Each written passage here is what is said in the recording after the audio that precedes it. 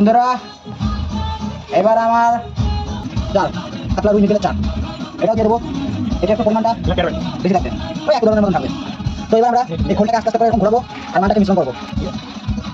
চলো এবার আমরা ফাটিয়ে নিচ্ছি খোলটাকে।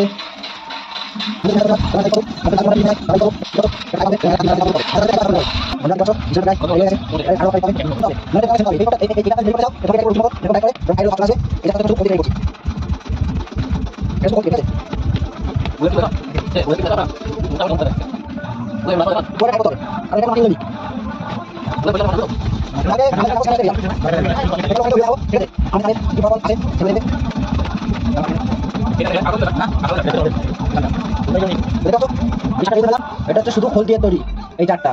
তো এরপরে আসবে হচ্ছে মাটির, কারণ এটা খোল দিয়ে তৈরি, এটা জলে গেলে দ্রুত ফাটবে। ঠিক আছে, ছোট ছোট ডলা করবে, এটা এখন এরকমই রাখবো। ঠিক আছে, সারা থাকবে। তো এটা